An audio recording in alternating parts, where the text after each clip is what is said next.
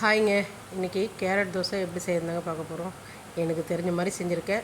வாங்க வீடியோக்குள்ளே போகலாம். This video sponsor by SBO digital marketing. SBO digital marketing இந்த வேலை வீட்டில் இருந்தே பண்ணுற மாதிரி பார்ட் டைமாகவும் பண்ணலாம். அதே மாதிரி ஸ்டூடெண்ட்டு, ஹவுஸ் ஒய்ஃபு, வேலை தேடுறவங்க, அதே போல் மொபைலில் ஒர்க் பண்ணுற மாதிரி தான். நமக்கு சோஷியல் மீடியா பற்றியும் கொஞ்சம் தெரிஞ்சிருக்கணும். ஓகேங்களா? எந்த டைம்லனாலும் நீங்கள் ஒர்க் பண்ணலாம். அப்படி உங்களுக்கு விருப்பம் இருந்தால் இந்த நம்பருக்கு கான்டாக்ட் பண்ணுங்கள் வாட்ஸ்அப்பில். ஸ்கிப் பண்ணாதீங்க. பெரிய தப்பு. தினம் 300 ரூபாய் சம்பாதிக்க அரிய வாய்ப்பு. இன்ஸ்டாகிராம், ஃபேஸ்புக் பயன்படுத்த தெரிந்தால் போதும். Content post and content publishing மூலமா தினம் 300 ரூபாய் சம்பாதிக்கலாம். இந்த வேலை செய்ய 5 நிமிடம் போதும். Work training support, group communication support, all language customer live chat support, முக்கியமா சொந்தமா ஒரு பிசினஸ் ஸ்டார்ட் பண்ற அளவுக்கு உங்களால கற்றுக்கொள்ளவும் முடியும், சம்பாதிக்கவும் முடியும். இந்த வேலை வாய்ப்பு வழங்குவது 5 வருடத்திற்கு மேல ரன் ஆகிட்டு இருக்க நம்ம தமிழ்நாட்டு company school of business organisation private limited. மேலும் விவரங்களுக்கு டிஸ்கிரிப்ஷன்ல கொடுத்திருக்க நம்பருக்கு வாட்ஸ்அப் பண்ணுங்க.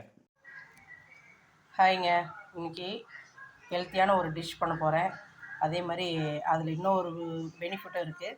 என்னென்னா, இப்போ நம்ம தோசை மாவு ஊற்றி செய்யும்போது ரொம்ப மாவு புளிச்சிரும். ஓகேங்களா? அது ரொம்ப மாவு புளிச்சிருந்தா அதுக்கும் இது செட் ஆகும். அதே மாதிரி இது தாளித்த தோசை. ஓகேங்களா? அதுக்கான டிஷ்ஷு தாங்க செய்ய போகிறேன். கொஞ்சம் ஹெல்த்தியானதும் சேர்த்து செய்ய போகிறோம். ஓகேங்களா? அதுக்கு என்னென்ன தேவையானது எடுத்து வச்சுருக்கேன்னு உங்களுக்கு சொல்கிறேன் பாருங்கள். கொத்தமல்லி நல்லா பொடியாக கட் பண்ணி வச்சுருக்கேங்க. பொடியாக வெங்காயம் ஒரு 2 கட் பண்ணி வச்சுருக்கேன். ஒரு 2 பச்சை மிளகா 2ஆக கீறி துண்டு துண்டாக நறுக்கி வச்சுருக்கேன். மீடியம் சைஸில் கேரட்டு நல்லா ரொம்ப பொடியாக நறுக்கி வச்சுருக்கேங்க. துருவி வச்சியாச்சு. ஓகேங்களா? இப்போ அடுத்தது நம்ம தாளிக்கலாங்க. தேவையான அளவுக்கு எண்ணெய் ஊற்றியாச்சுங்க. இப்போது கடுகு சேர்த்துக்கலாங்க. அடுத்து பச்சை மிளகா சேர்த்துக்கலாங்க. நல்லா எண்ணெயிலே கொஞ்சம் ஃப்ரை ஆகட்டுங்க. அதுக்கடுத்து நம்ம வெட்டி வச்சு வெங்காயத்தை சேர்த்துக்கலாங்க.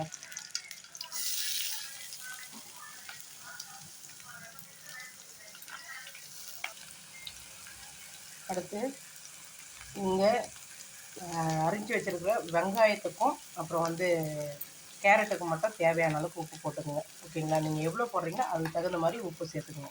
ஓகேங்களா? ஏன்னா உப்பு கம்மியாக இருந்தாலும் கொஞ்சம் கல்லுன்னு இருக்கும். அதனால் தேவையான அளவுக்கு உப்பு போட்டுக்கோங்க. இதில் இன்னொரு பொருள் கூட சேர்ப்பாங்கங்க. கடலப்பருப்பு போட்டு இது பண்ணுவாங்க. அது ஏன்னா அங்கங்கே தோசையில் கழுக்குன்னு மாட்டோம். கடலப்பருப்பு போட்டால் நல்லா தான் இருக்கும். ஆனால் அது அங்கங்கே மாட்டும் போது நமக்கு கொஞ்சம் பல்லுலலாம் இதுவாகுங்களா. இது சாதத்துக்கு, புளி சாதத்துக்கு அது மாதிரி தாளிக்கிறதுக்கு கடலப்பருப்பு போடலாம். நம்ம தோசை தான் ஊற்ற போகிறோம். அதனால் கடலப்பருப்பு சேர்க்கலாம். ஓகேங்களா?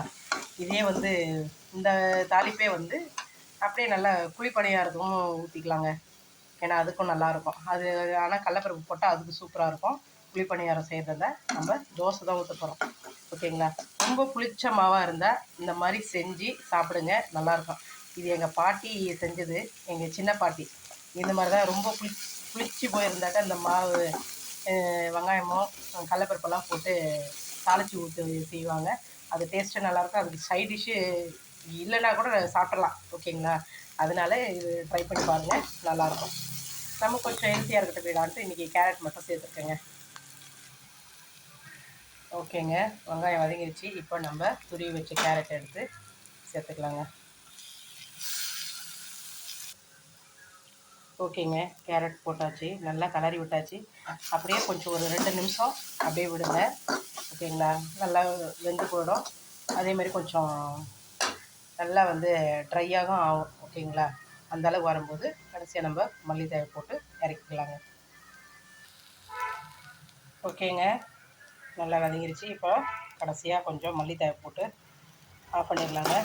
அடுத்தது நம்ம மாவில் கலந்து தோசை ஊற்ற வேண்டியதாங்க. ஓகேங்க. தோசை ஊற்றியாச்சு.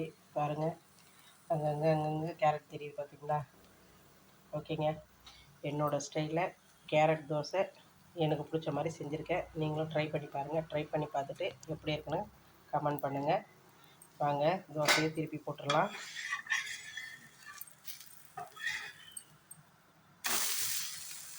ஓகேங்க.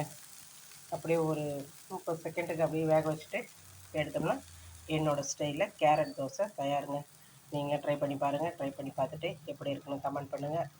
வீடியோ பிடிச்சிருந்தா லைக் பண்ணுங்கள், ஷேர் பண்ணுங்கள். என்னோடய சேனலையும் சப்ஸ்கிரைப் பண்ணுங்கள். மறக்காமல் பெல் ஐக்கானையும் தட்டிட்டு போங்க. ஓகே ஃப்ரெண்ட்ஸ், நெக்ஸ்ட் வீடியோவில் பார்ப்போம். பாய்.